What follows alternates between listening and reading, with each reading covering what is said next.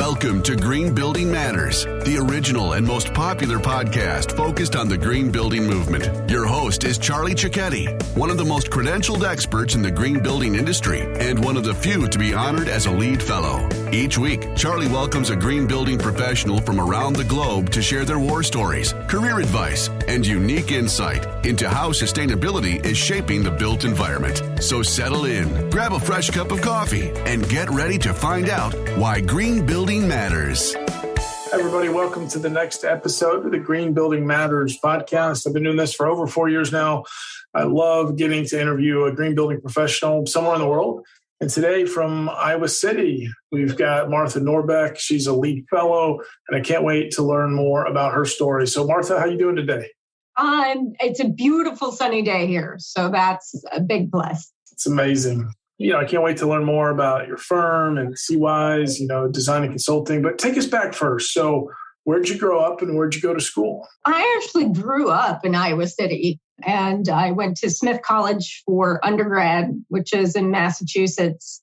And then I got a Fulbright to study Ecovillages in Sweden, wow, which inspired me to go to grad school for architecture. So I got my master in architecture at University of Oklahoma and went and worked for a pretty conventional firm for a few years and decided that I needed to go out on my own to start a LEED consulting business because I saw a need in Iowa for that skill set. So I think my business is 13 years old now, 2008. So yeah, 13, this is the 13th year. I love entrepreneurship. I love LEED consulting, and we got to get into that more. But I've got to ask, so just the Fulbright, that's amazing. And then Sweden, what were the options? Take us back there. Was that like the place you would go to Sweden, or did you have a choice? How did that line up? Well, I was very practical. So I went to Sweden for my junior year of high school. So I already knew Swedish. So I was fluent in 2 languages at that point, Swedish and English. So you can look at the numbers of people who are accepted for Fulbrights to each country. And England was 5% of the people who apply actually get a position. Whereas in Sweden, you had a 1 in 10 chance of getting a position. I was like, well, duh. So then I started figuring out what was an interesting research topic, and I came across Ecovillages. This is when you still had to send actual physical letters of introduction, snail mail, and I just set up an itinerary, and that was it. I designed my own research project, and they gave me money to do it. It was awesome. Way to be proactive, nice chess moves there, and it worked out. I had the honor right before the pandemic of the Sweden Green Building Council called me in to do a 2-day well AP workshop, really train the well consultant, if you will. And we fell in love with Stockholm, really had a nice time there. That was a lot of fun. I was going to ask you, did you have an aha moment to know to get into green and green buildings? And I have to imagine that Ecovillages must have had some influence on you, but how did you start leaning towards sustainability? I blame my parents. My house growing up was right next to a city park that had all sorts of wild areas. And so my sisters and I would go there and play at every opportunity. And I just, became very committed to stewardship as a result of that. And then I got off track and did other things. But after graduating undergrad, I started taking naturalist courses in Washington, D.C. and learning how to identify, different butterflies and dragonflies and birds. And I found that fascinating. So I was like, well, what can I do to make myself an appealing grad school candidate, not knowing yet what I was going to go to grad school for, but it had to be something interesting. And so that's what led me to the Fulbright. Thanks for connecting those dots. That's exciting. It really is. So you come back from Sweden, you get your master's in architecture from University of Oklahoma, and then you're practicing architect there. And then obviously you started your own firm. So, tell us a little bit about the architecture days and how you knew entrepreneurship or LEED consulting. You hinted at it. There was a need in Iowa for that LEED expertise, but did you start coming across LEED when you were doing some architecture work? Sure. So the firm I was working with was doing several LEED projects. Okay. And because I would speak every year at the Iowa AIA convention, people would come up to me after I spoke and they'd be like, hey, tell me about LEED, help me with LEED. And I was like, well, I work for this firm. I can't really do that. And so I felt bad that I couldn't help them. So I pitched it to my company and I was like, hey, I want to provide this service. And they're like, that's a little awkward because these are our competitors. You can't go off and, provide them with the service. So I was like, well, but somebody has to do it and nobody's doing it. So I'll do it. So I did. You did it. I know you were involved early with the US Green Building Council there and even some local chapters, and you build up this expertise. So yeah, tell us about, let's just keep going, career trajectory. So CWISE stands for Carbon Wise. I mean, that's awesome, first of all. It's tough to name a baby. It's tough to name a company. So how'd you come up with the name? And tell us about some of those early LEED projects. Well, my mother is actually helped me come up with the name. She is a scientist by training, a developmental neurobiologist. And we started talking about molecules and how they're graphically appealing and maybe we could do something with that. And she's like, well, carbon's in everything and it's kind of what you're doing for a living. And she helped. We brainstormed and came up with a name. And my original logo was a molecule and now it's just a circle. So it's just carbon right now. It's just a single molecule at this point. Someone was seeing the future because those of us that are really in this industry, right? We know it's carbon, it's ESG, it's embodied carbon. So, hey, you did a good job naming. Good credit to your mom there. Yeah. Who else maybe had some influence on you, Martha? Anyone you might also call a mentor along the way? Well, I was thinking about that, and there's two women in particular who come to mind. One is Carol Russ Barney. She came to University of Oklahoma for 2 weeks. They had an endowment to bring specialists for 2 full weeks to work with students. It was amazing. And I got to spend hours and hours learning from her and watching her crit students and hearing her talk about all of her work. And I don't know if you've seen her McDonald's project, but it's like mind-blowing. And like, whoever thought you could have a site net zero McDonald's. Okay. Yeah, completely mind-blowing. Yeah. Wow. Anyhow, so they're doing great work. So she was great to work with. And then Janine Benyus is an ongoing source of inspiration. And I get to spend 2 weeks with her in Costa Rica learning about biomimicry. And it was mind-blowing. Those sound like two great mentors and that you have access to. And thank you for sharing those stories. As you look back, what else are you really proud of? Anything stand out? Well, somebody asked me yesterday, I was at a career fair trying to meld young minds into caring about sustainability. And somebody asked me, well, what's a cool thing you did on a project that you didn't expect? And I was like, I convinced a warehouse facility to put in 5 acres of prairie and maintain it and put in walking trails with signage because they wanted a wellness program. And I was like, well, you could pay a lot of money for that, or you could do prairie and not have to mow, promote habitat and promote health and wellness amongst your employees. And they went for it. That's a great accomplishment. You're right. Sometimes there's those projects that they don't have to be the most advanced projects. Just, it's amazing. Any other standout? Yeah. So after I studied ecovillages in Sweden, I talk about them a lot. And so the local co-housing group brought me in very early and they're like, well, we want to learn from you. What do you know? Help us develop our co-housing community. And so that was 12 years ago now. And they now have, they just broke ground on their final building. They're going to have 35 units in total. Many of the units are operating at net zero, and they're operating before the PV. They're operating at 75% better the baseline. So their HERS rating, if you were to do an in situ rating, it would be like 10, 15, right?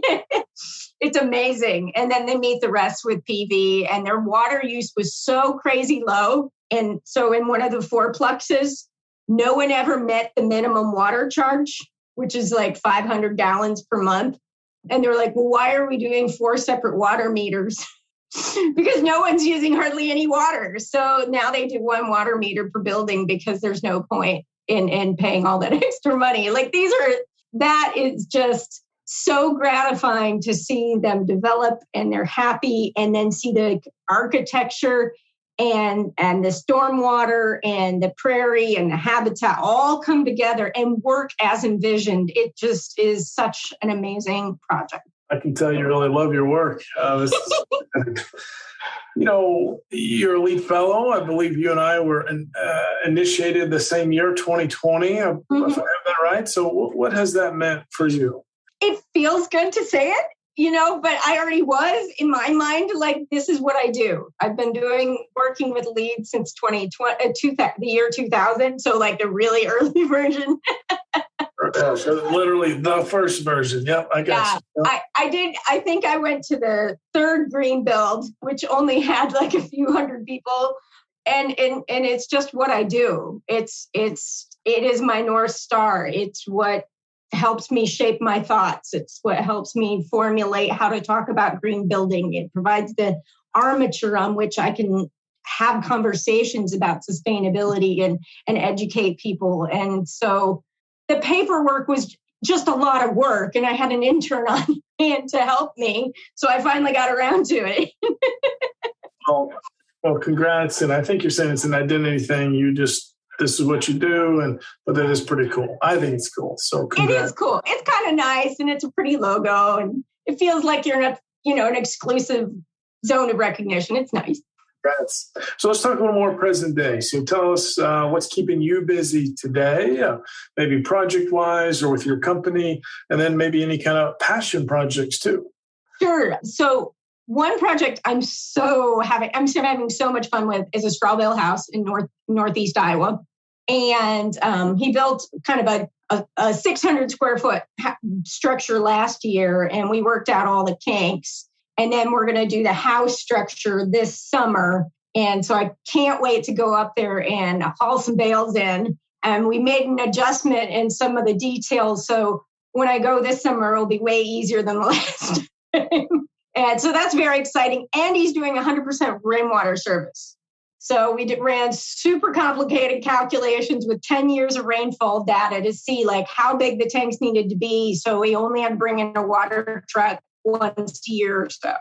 And it's going great. He's really invested in it. So that project I'm over the moon about that. And then the other one I'm doing is a net zero office building. Now they may not actually wind up, and it's going to be net zero source plus site, to be clear. It's not going to be a site, a net zero, but to even start having those conversations about all electric 80,000 square foot buildings, like that's awesome. And I'm having that conversation more and more. Can we ditch the gas? Because in Iowa, our mid-American utility, 85% of their electricity last year was powered from wind. That's a huge number. I didn't know that. I'm in Georgia, and I assumed it was high. I didn't know it was that high. Wow. Yeah, it's crazy. I mean, and it's mid-American territory. So our state average is 60%, but we are one of the nation's leaders in wind power. You got to receive it as electricity, right? So got to go all electric, yeah. Yep. Are there some mandates that are lining up there, or no, this is just because I know obviously in California there's electrification, Washington, D.C. Some of my clients in those markets are already planning ahead to get off of gas, go electric. But what about where you're at? You're saying you're receiving it as electricity, but are the mandates aligned, or no, you just have to be a smarter developer and designer to do it? Well, so since it's utility driven, I would just say it's good business. And my understanding is they hit the sweet spot for financial incentives. They started doing it before people started like freaking out and saying that wind turbines were exploding and falling over and all those bizarre conspiracy theories about wind towers. So that their timing was perfect. And economically, it is so much better for them. Like it actually is saving them money. So their profit margin is going up as a result of the combination of incentives and the lower operational costs. So we're just lucky, really, that we had a good business. Yeah, it's good business sense. That's good to hear instead of having to get forced to do it. So any passion projects even outside of work? Oh, sorry, one thing. I want to give you a compliment. You got so excited not just about a net zero office building, but also the straw bale house. So it seems like you treat all of your amazing projects somewhat equally for what it's worth. I think that's pretty cool. Yeah. So anything else, maybe even outside of normal work that you like to spend some time on? I know you've been a big part of your local chapter of the USGBC, but other things. What else is going on in this market? Well, one of the things that I would love, one of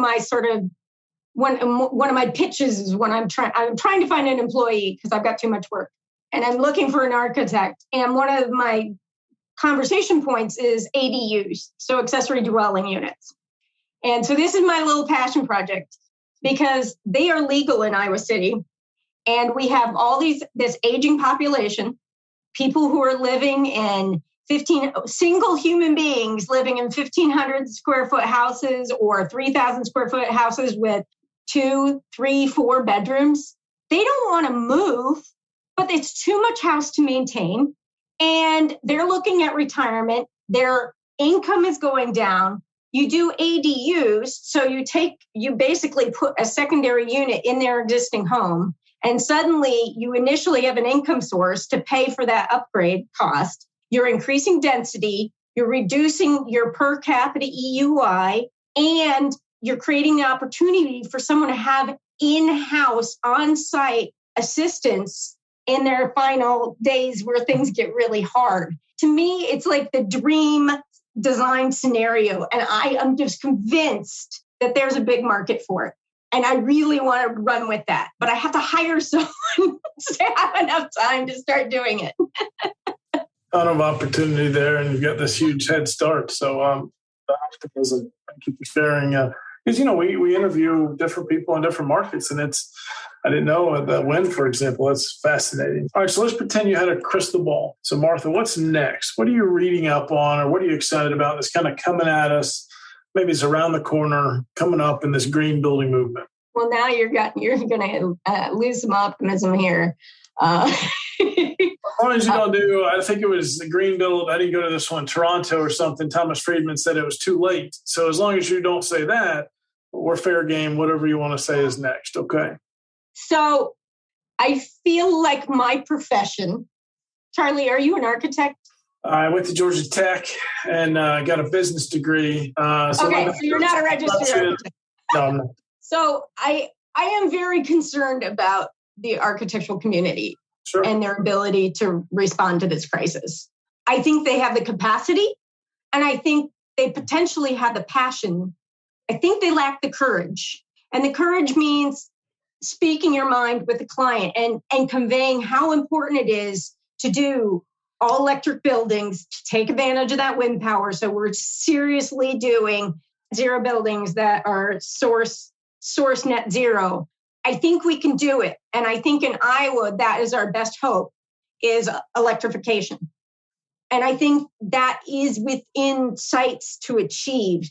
One of the things I do as a lead consultant all the time is try and give the architect, the design team, the whole design team, enough knowledge to have the confidence to speak up for that value. And I think what happens a lot is I have that conversation with them on the side and they're like, yeah. And then they go to the client and they're like, oh, wait, I don't feel like I can speak for that. I don't have the confidence to stick up for that myself. And so part of my work is giving them courage, imbuing them with knowledge so that they have the confidence to sell that. And I think that is the next frontier in Iowa, at least for green building. I would love to talk about regenerative design and all those things. But the reality is we're so far from regeneratives that we are still needing to focus on way less bad. Less bad would be nice, but we need to be like way less bad. And then we can start talking about good. I would love to talk about good, but we're not even towards good. We just need to be less bad. You're right. I think sometimes in our profession, we're getting to work on LEED projects. That's already so far ahead of, quote, brown buildings, bad buildings that aren't doing anything green, right? So it's kind of, I hear you. Sometimes we're caught up in the moment. We're doing our part, but gosh, there's still a lot to do. So that's what I'm hearing. Not all doom and gloom. There's hope. So how do we make it better for these professionals that have influence over their developer clients, over their design? Is it credentials and education? Is it mandates? I don't know if you have a couple ideas here, but what can we do to make it better? Well, yeah, I actually do have one idea at least. So I was on a call with some people from USGBC this morning. And one of the points was, we want to, I wrote this down. It's called LEED Advancement Working Group. And the idea is to figure out how to pitch LEED. And one of the challenges I have in trying to pitch LEED is we just aren't making the case. We aren't selling it. And we're selling it we're selling it at a level that's hard for people to be like, yeah, I can do that. So I think all the ingredients are there. And I think at least I'm talking Iowa because that's what I know, right? So if we can package that information in a way that makes it seem like a win-win for people in their language, in their culture, and when I say culture, I mean, whatever particular business or experience or world outlook, like not, global cultures, but very intimate culture of that specific sphere that their daily lives are in. If we can package that so they can receive that information, I have some optimism that we can help persuade people. And carbon fee and dividend would be really freaking awesome, because that would also drive the market in quick order. I would love to see carbon fee and dividend, and I do believe there's bipartisan support for it. That would actually be a big swoop across the board to really advance this conversation. You do have some good ideas. I'm impressed. That's awesome. And, I think those that have done LEED a while, you're right. Let's not take it for granted. You've been doing it for 20 years. There's so many now that can use this program as that guidebook to still make some of their projects wherever they're at a little bit better. Sounds like maybe you're on that call with Peter Templeton and the USGBC, and just exciting times. I do. But I hear you also saying we still have some work to do. Let's not let up. And sure, the dream is regenerative design, but let's have less bad first. Let's talk a little more about you. What would you say is your specialty or gift? So I was thinking about this, and I think persistence sounds very Elizabeth Warren of me, but I have a North Star. LEED is what I do. It is my armature of how it is my structure on which I base my career, and also my personal life really largely is around that mission of sustainability, and it keeps me very focused. So I'm able to have that passion of purpose that helps me be persistent. And so when people are like, no, Martha, we're not going to do that. No, we're not. Yeah, you gave us that great vision of how to achieve net zero. And instead, we're going to do 10% energy efficiency. And I go cry a little, but then I come back and I was like, 10's good. Let's talk about 25. And if you did this, you could get 30. And we usually wind up somewhere in the middle, right? So that I'm refusal to accept the second offer and to come back and be like, no, let's push that envelope a little bit more. Let's push it a little bit more. That's polite persistence. Yeah. Well, that's good stuff. Thank you. That's a good skill to have. Do you have any good habits or routines, rituals you could share? Yeah, there's actually a few things that create balance in my life. One is that it's very dark here in Iowa, a good chunk of the year. And so I have breakfast by candlelight the whole winter. And it just brings me a little bit of joy to have candlelight for breakfast. And then I exercise every single day. And I commute by bike so that I can work out my frustrations in my 2.5 mile ride to work and back.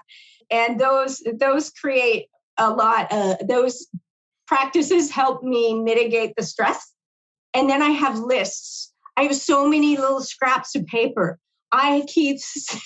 And I do it all by hand. Like, I can't do any of this stuff that you track online. Like, I write it out and I prioritize it. I check things off, and I do something that wasn't on the list. I write it down so that I can cross it off. I put stars by things. I live by my lists. That's awesome. All these are great habits. Thank you for sharing. I love the candlelight too. Of course, the fitness, commuting by bike. So the lists, as much as I'm a tech person, I really like technology, I still like pen and paper. And do you think it just gets it out of your head? You trust your system, it just rests your brain a little bit. Is that what it is for you? Yeah, I keep paper by my bedside stand. And as soon as I write it down, it's gone. Like I don't have to worry about it because I know I wrote it down. And then my brain can stop churning because until I write it down, it keeps doing a loop.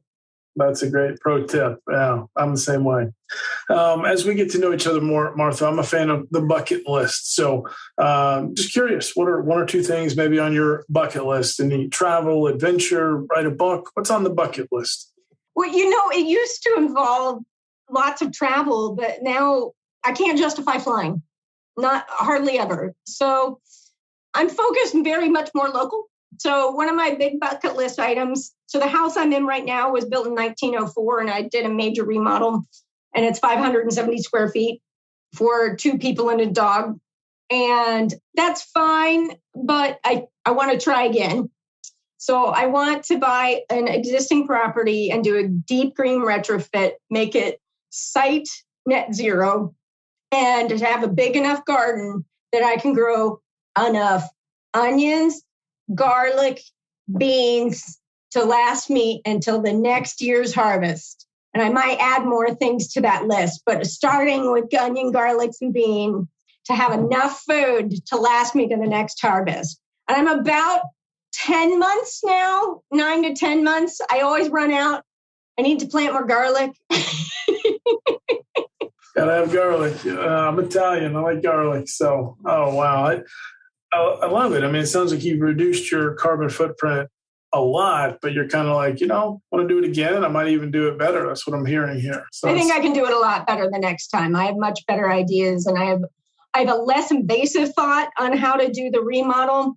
So I'm going to combine commercial and residential design, and I'm going to use a curtain wall system. Those thermally broken clips. So my hope is to manage to put the thermal clips for a curtain wall on existing siding. So we're not even taking off the siding, mineral wool metal. And that way you're not doing the tear off and landfill. So that's my big vision. I love it. Thank you for sharing. That's on the bucket list. I'm going to send you a link later. A good friend in Barcelona, Spain, actually about 3 hours north, Emmanuel Powell's, he last year was awarded the greenest home in Europe. He took an existing 1,000-year-old, I'd call it stone townhouse, if you will, and he went to living building status and LEED Platinum. So I'm going to share with you some cool things he did. I had the honor of visiting there in August, so I'll share that with you. Yeah, that sounds great. And if you're ever traveling, I understand your stance on flying, but if you find yourself in Spain, he loves to have green building professionals come through and stay a while and have a conversation. So, I'm serious. So that's the bucket list.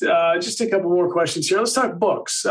Is there a book maybe you've even read recently, or just a go-to for you'd recommend?